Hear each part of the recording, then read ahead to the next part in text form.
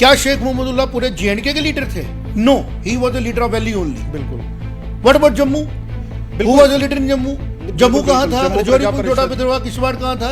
उस टाइम पे तो भिंबर भी इसके बीच में था, उसमें मीरपुर भी था। हमारे बुजुर्ग थे वहाँ पे सारे लीडर।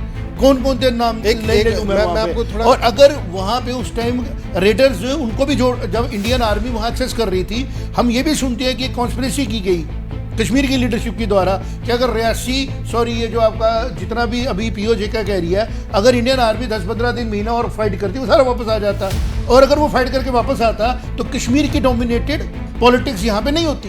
क्योंकि वहाँ पे उस टाइम पे आप इमेजिन करके देखो किस किस्म की पॉलिटिक्स होती, किस किस्म के लोग वहाँ जीतते, कौन सी लैंग्वेज वहाँ चलती थी। तो उन्होंने जानबूझ के एक किस्म का कहते हैं कॉन्स्पिरेसी की थी कि ये डिस्प्यूट रह जाए और बाद में हम लोग कश्मीर वाली पॉलिटिक्स करके डोमिनेट करें। तो डिप्टी सीएम साहब की कंट्रोवर्शियल स्टेटमेंट है, इसके ऊपर इनको क्लैरिटी देनी पड़ेगी। क्या है, हम 2026 में बैठे हैं, ऐसी स्टेटमेंट देने की बजाय डिप्टी चीफ मिनिस्टर साहब को ध्यान रखना चाहिए कि कैबिनेट में जो डिसीजन हो वो जम्मू को रिप्रेजेंट करे जहां से उनकी कॉन्स्टिट्यूंसी आती है। अगर वो जम्मू के एमएलए नहीं होते तो जैसे बाकी 45 एमएलए बैठे हैं मंत्रालय का वेट कर रहे हैं, वो भी कर रहे होते। राइट, वो भी कर रहे होते। अगर आज वो मंत्री हैं, डिप्टी चीफ मिनिस्टर है, नॉट बिकॉज कि एनसी ने बनाया, एनसी को रिप्रेजेंटेशन चाहिए जम्मू से, क्योंकि एनसी को भी पता है कि अगली बार उन्होंने कोशिश करके जम्मू में इलेक्शन जीत के एमएलए सीटें लेनी है, जो नहीं मिलेंगी अगर हमने प्रॉपर काम नहीं किया। देखो पॉलिटिकल पार्टी जो होती है उन्होंने अपना फ्यूचर देखना है, लेकिन बीइंग जम्मू के लीडर होने के बाद, बीइंग इलेक्टेड फ्रॉम जम्मू, अब ये स्टेटमेंट है कि महाराजा हरि सिंह जी का ये क्रेडिट नहीं है, तो ये तो बड़ा अफसोस वाली बात है।